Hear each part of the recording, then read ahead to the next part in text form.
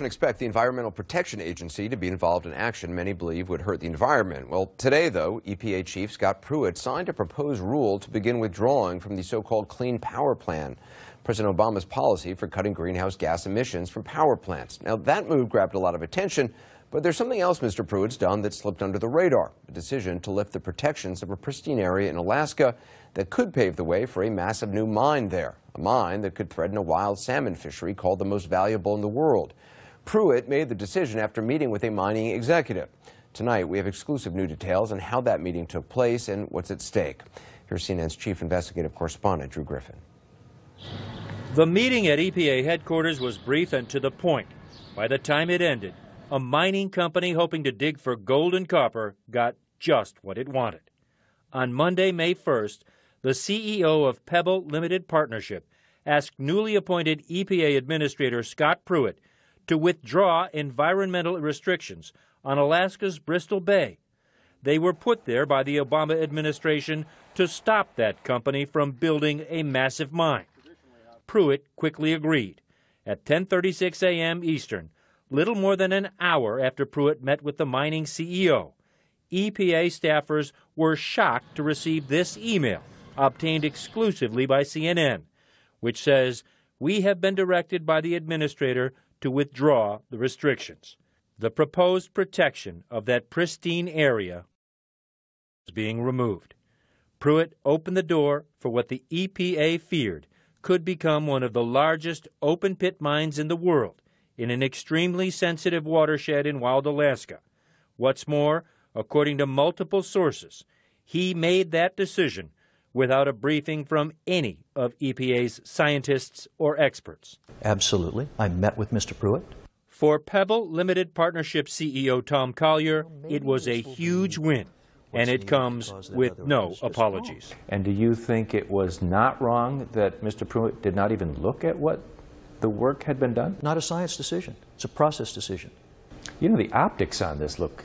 The optics on this are right. They don't look bad a bit. Bad. This looks like a head of a gold mine went into the new administrator and got him to reverse what an entire department had worked on for years. Then put your glasses back on, because you're not seeing the right optics. The Obama EPA protection, detailed in hundreds of pages of reports, is called a Clean Water Act designation.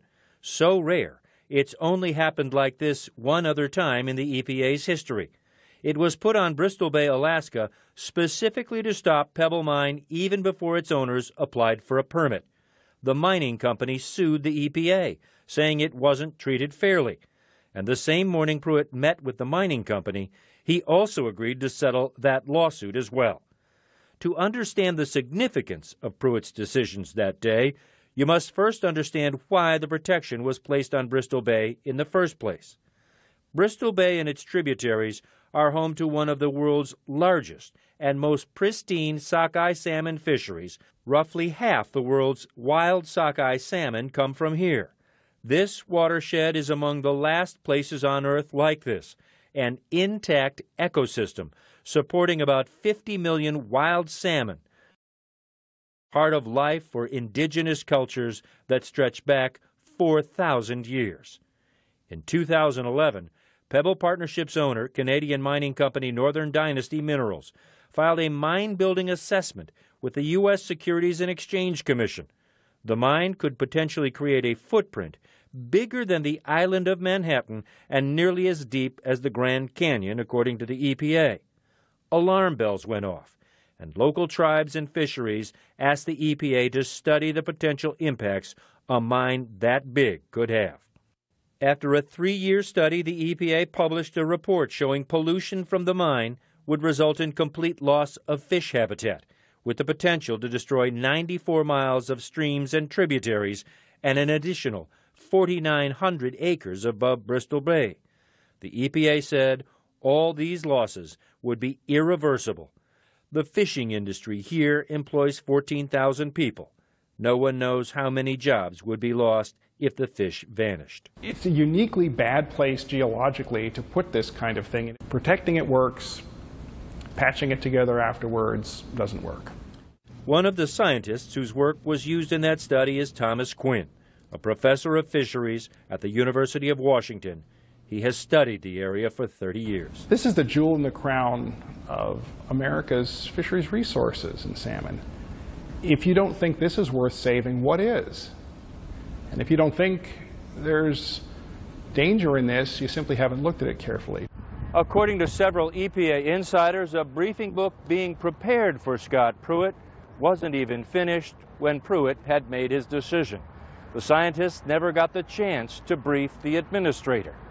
Unbeknownst to many at the EPA, lobbyists for the mine had already been lobbying to overturn their work, lobbying Trump's EPA transition team even before Scott Pruitt was sworn in.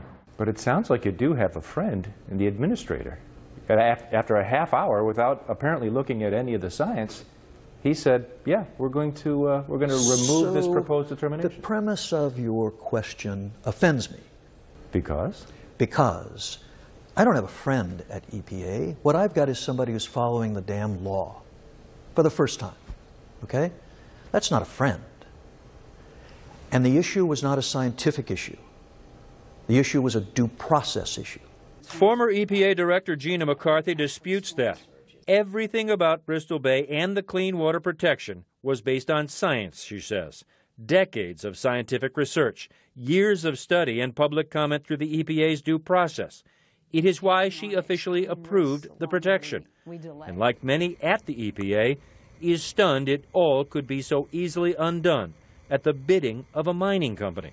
This wasn't about EPA taking an extraordinary proactive step on its own. It was really about using a tool to provide certainty to those Alaskan Native villages and all those people that rely on that resource for their jobs and the economy, that we were being protective of that ecological resource. It, by our reporting, took one election and 1 half-hour meeting to overturn everything you did. Yeah. Well, I spent a whole lot more time on it than that, and it is a very big decision and one that deserved really thoughtful discussion between the career and political staff. Scott Pruitt declined CNN's request for an interview, but in a statement, an EPA spokesperson tells CNN the meeting with the mining company was an opportunity for Administrator Pruitt to Pebble Limited Partnership know that they are simply being granted a fair opportunity to apply to build the mine, and adds Scott Pruitt did not prejudge the outcome of the process, nor make any assurances about the final decision. The statement goes on to say EPA's review will be based on the whole record, all the science, and an actual proposal from the company. But he made that decision, right, after a half-hour meeting with the head of a guy who wants to mine gold in an area that many scientists believe will destroy one of the most pristine sockeye salmon spawning grounds in the whole world. What am I missing? What you're missing is if they're right, then we won't get a permit. Pebble just last week posted this document on its website touting a new path forward, saying the mine will be much smaller, have less impact, and that its policy is to work in a safe, environmentally responsible manner. You know that mining is a dirty business no matter how you get around it. I don't buy that for a second. Are you telling me you're going to be able to put a clean mine up there that's going to have no effect on Absolutely. anybody's habitat? Exactly. And if they get the permit and the mine gets built, I'd find that a horrifying prospect. Take the place in the world that you know best and you value most, the most beautiful, most productive, the most special place you can conceive, and then think of the most devastating thing that you could do to that place. You would be horrified, just as I am. Drew joins us now. What's the reaction been to all of this? Well, quite frankly, Anderson, it has been outrage. Tomorrow and Thursday, the EPA is going to hold public hearings in Alaska on this change of plans. We've heard from several groups that are planning protests. The United Tribes of Bristol Bay, they represent several of the indigenous tribes up there. They're going to flood the meetings. We've also heard from the fisheries industry. They, too, plan outrage. But it seems like this is a done deal. Again, with almost no discussions, the mining company CEO told us he is going to plan to have his proposal in place for a Pebble mine submitted this December.